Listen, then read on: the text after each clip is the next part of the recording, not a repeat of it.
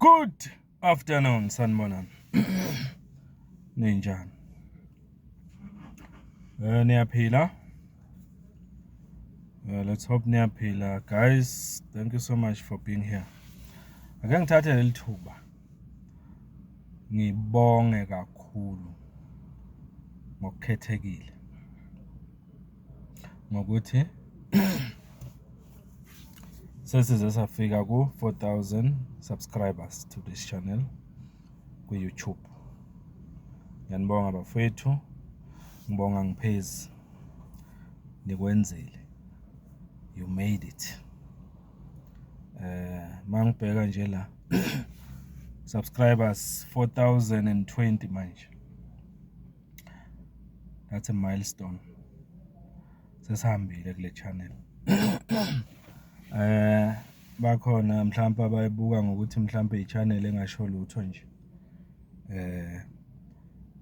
Engeke add value kwipolitiki yase South Africa kodwa excuse me, now my subscribers ayayikhulumela. People have subscribed. People have subscribed. Khona into engifuna ukuyigcizelela la ngale ndaba ema subscriber. Abantu kufanele bazi ukuthi into ebalekile kahle kuma channel afana nale is not just the number of subscriptions ukuthi bangakho abasubscribe. Into ebaleka kakhulu kunakho konke is the content, ukuthi valuable kangakanani lento ediscusswa lapho. So njoba lama subscribers nje khula kanje, it says something about the content yezinto esixoxa la. Akumena ngedwa bafethu, abanye ba interested la ba subscribe ngoba babona level of engagement ekhona la. Uningi abakufunda kwabanye khona la kuma comments. Ngoba umunye ngathi mhlambe yinto ifunda kumfuka Mkhonza. Umfuka Mkhonza just present a topic, ayibeke ngendlela ayibeka ngayo bese uvulela ithuba kubantu ukuthi bayenze nje leyo topic. Yilapho ke engage khona, sifundisana khona. Yingakho ngithi even nomuntu mhlambe ongaka subscribe ngokuthi akayizwe into engiyishoyo mina, kodwa ngamkhuthaza lo muntu ongaka subscribe ukuthi subscribe ngoba la ku comment section kwi each and every topic engizoyifaka kuningi uzokufunda kwi comment section.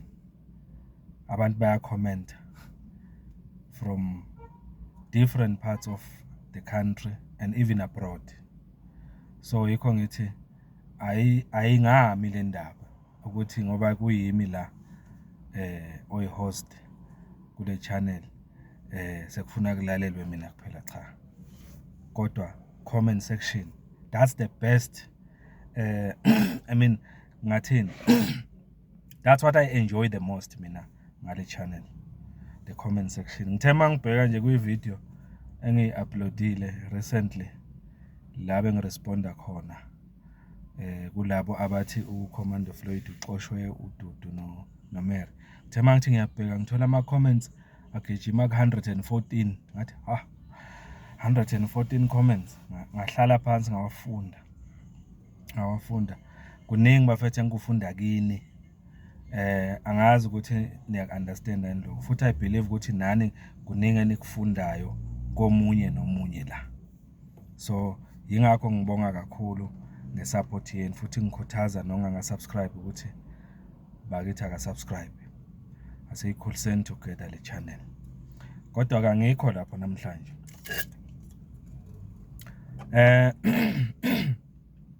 Ukhona umlayezo engifisa ukudlulisa la. Ngizoqala nje ngisho kanje. Ningizwe kahle. Vele kulamalanga i-topic etrendayo about uCommander Floyd Shivambu. Angeke sikubalekele. So ikhuluma ize ibuyele to normal indaba kaCommander uFloyd Shivambu because manje he's the most talked about eSouth Africa. Floyd Shivambu is the household name njengamanje eSouth Africa. And for mina njengomfoka Mkhonza ngithi Commander Floyd, you are blessed my brother. And ngendlela okwenzeka ngayo mina ngifuna ukusho lokho. Indlela okukhulunywa ngayo ngawe manje. Abantu abaningi ngeke bayibone lento engizoyisho kodwa ngizoyisho manje. Indlela okukhulunywa ngayo ngawe manje iphakamisa igama lomsunguli womkhonto wesizwe phansi ubaba uJacob Zuma. I know 100% ukuthi wena njengoCommander Floyd Shivambu uzovumelana nami uma ngithi igama lakho lila likhona njengamanje at the moment khulunywa kangaka ngawe nje. Yingoba ubaba uJacob Zuma wathatha i-decision yokuthi akufake esikhundleni esibalekile sokuba uorganizer nokuba uSG later kumkhonto wesizwe phansi. Otherwise bekukhulunywa ngawe ku-EFF buvele unamava na ku-EFF siyawazi ku-EFF ukuthi bowenzani umsebenzi wakho ubomhle kakhulu. Umuva nje uya ku-MK Party vele siyakwazi ku-EFF kodwa at the moment igama lakho has been elevated and yingakho ngifuna ukukutshela Commander Floyd Shivambu ukuthi mina njengomfoka Mkhonza ngibona umuntu ozolida lelizwe leli uma nje inkosi sakugcinele. You have it my brother. And ubaba uZuma noticed it. Yingaka kunika irresponsibility engaka and I'm happy ngokuthi nawe uyarealize lento engiyishoyo and uyaqhubeka futhi uyi-emphasize. Ake ngime lapho. Ngifuna ukukhuluma lokho. uCommander Floyd Shivambu kwi-page lakhe le-Facebook uposte something interesting. Engicabanga ukuthi mhlawumbe abanye abangasi abalandeli bakhe ku-Facebook abakayiboni lento. Kodwa abanye bayibonile for sure. Uposte ukuthi kunama principles and values alapha kwi-constitution yomkhonto wesizwe phansi okufanele abantu bawanake kakhulu njengamanje kakhulukazi. Wabale nje abamabili. Akhona namanye ama-values lapha akhona kumkhonto wesizwe constitution. Kodwa ukhuluma nje ngawu 2. I-honesty ne-respect zihambisana. Honesty and respect azihlukani. Bathini ibhande nebhulukwe. Honesty ne-respect.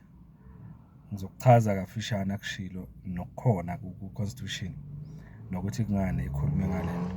Waphinda wakhuluma nge-democratic centralism 2. Ukhumbule njalo ukuthi le constitution esikhuluma ngayo ucontribute big time kuyo yena ngokwakhe. Mayakhiwa le constitution he contributed a lot kuyo. So ukhuluma ngento ayazi 2. Yiwo nje ngizokhuluma ngawo namhlanje la. Izathu ukuthi ngikhulume ngawo ukuthi ngifuna ukugcizelela ukuthi kulaba abacabanga ukuthi ubaba uCommander Floyd njengoba engasayena uSG uzoyeka ukwenza umsebenzi we-MK Party bevele wenza ukusifundisa ukuthi MK Party iyini melele ini futhi ibhekephi. Akakakiyeki futhi usazoqhubeka. Ngifuna sik-understand lo ukuthi yebo kuyakhalwa hayi I'm sad and all that njengoba abantu bekhala nje ukuthi akabuyele. Ngifuna ukugcizelela ukuthi akusi ukuthi ukuze enze umsebenzi we-MK uCommander uFloyd kufanele abe uSG. He can do it wherever he is. La deploy khona wherever iloko engifuna ukudlulisa kini. Njoba nje manje ngifuna ukukhuluma ngalama values awu 2 akhulume ngawo ukuthi He's no longer an SG now. Kodwa usaqhubeka uyasifundisa. Ungaya kule page uzoyitholela lento engikhuluma ngayo la iposte khona.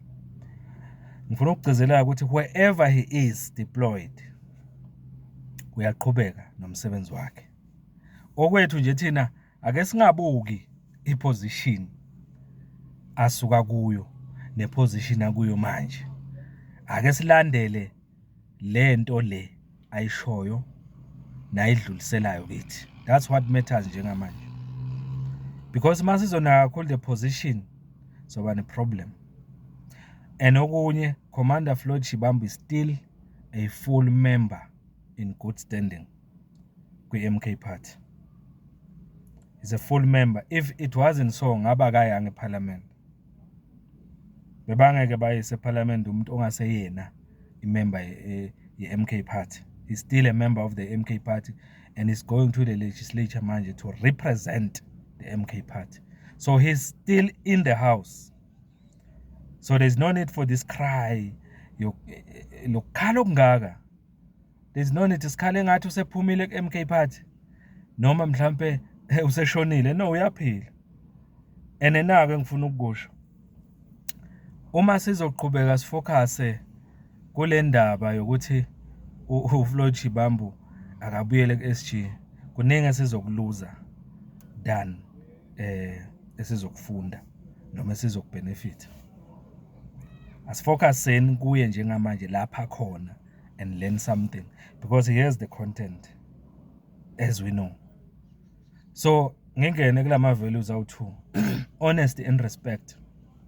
Uthini Commander Floyd umechaza lapha? Uthi it's very important ukuthi uma uyimember ye-MK Party ube honest. Ungaqamba manga. Yayizwa leyo nto. Ube honest okusho ukuthi yonke into oyicommittee ukuthi uzoyenza uyenzele abantu base South Africa. Yilwa ngamandla nangenkani ukuthi uyifeze.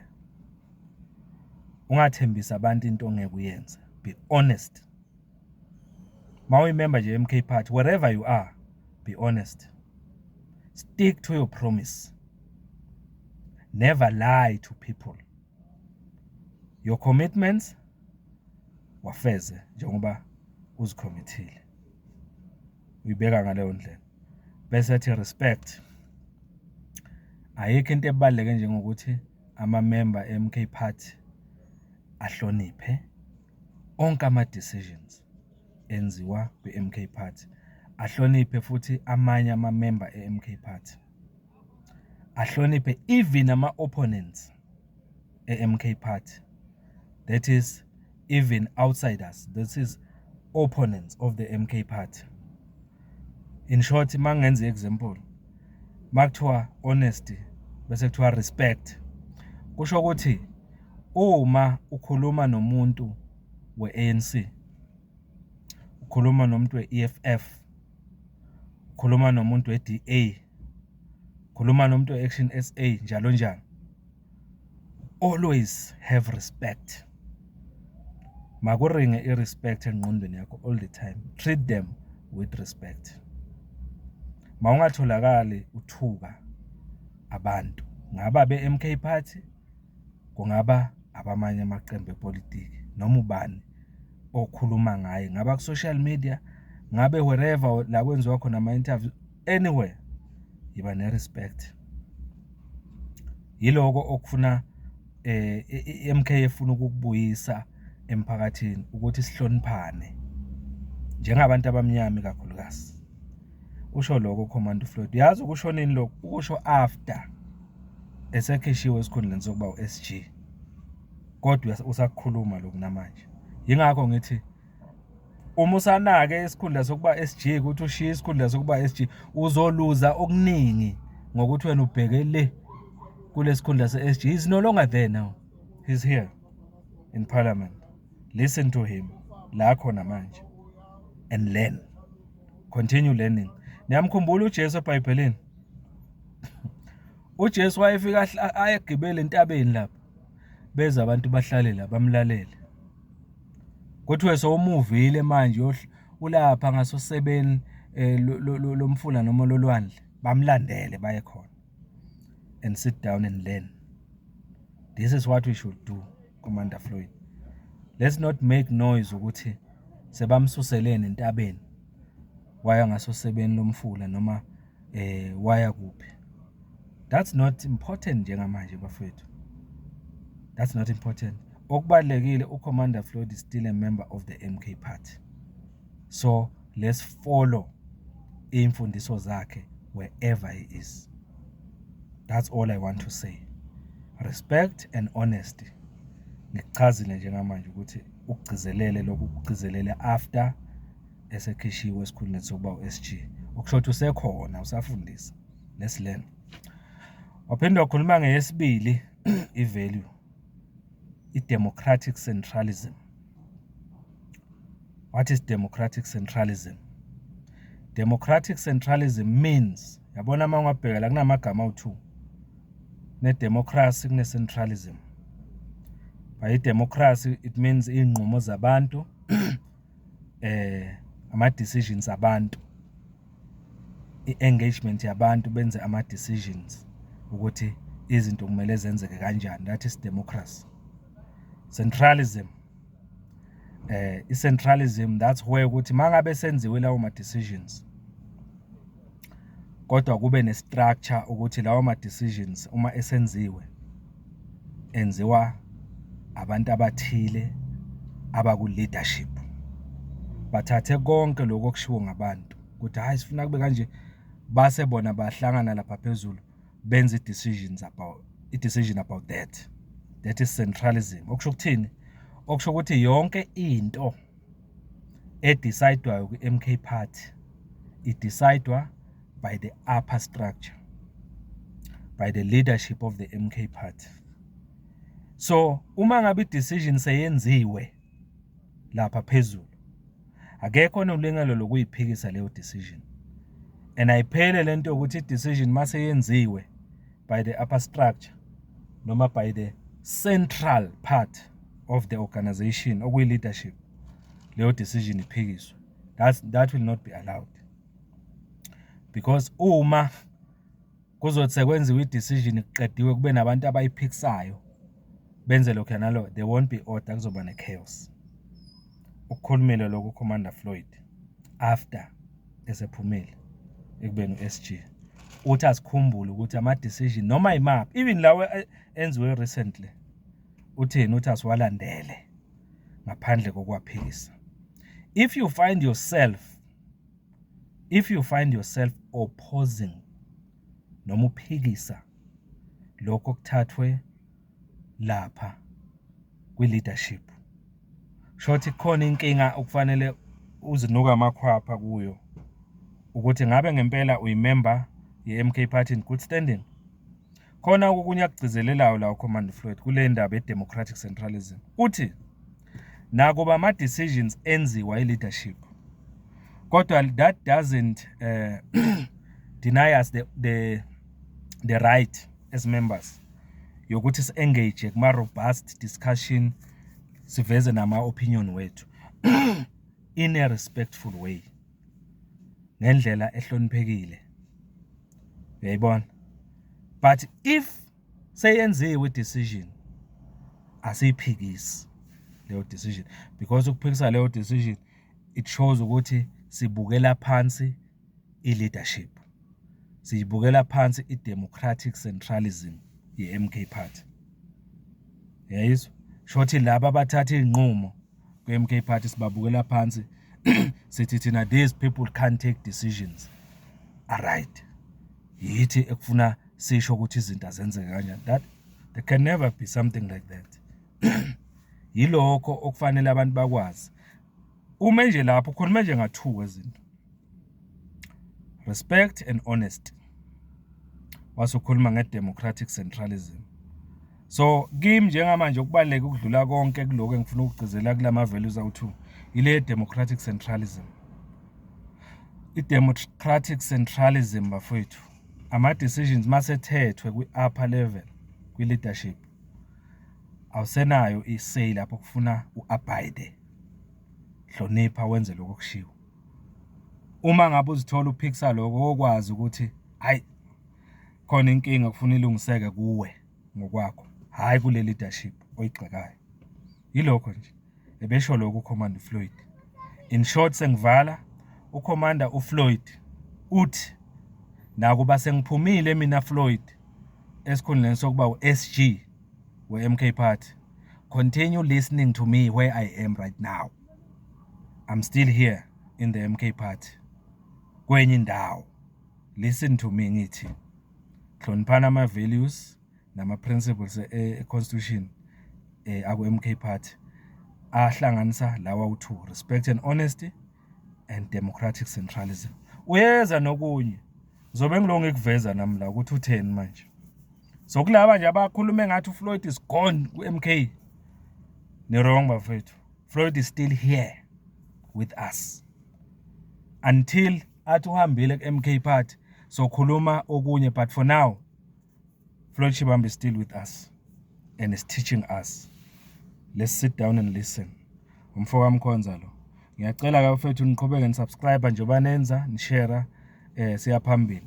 Njoba ngithembisile ukuthi once afika ku 4000 njoba sesifikile nje ku 4000 subscribers ngizointroduce okusha kuyeza bafethu. Ngeke ngize ngeje. Ngeke ngize nganithembise ngikhumbule ihonest. Ufuna ngesigcina isithembiso sami. Ngizokwenza lokho. Ngiyabonga kakhulu niphile ke bafethu. Ngfolloweni ku TikTok Mfoka Mkhonza. Ngfolloweni la ku YouTube Mfoka Mkhonza TV and podcast and subscribe lapho. Continue supporting the channel, sikhulise together. Niphile bafethu. Thank you so much.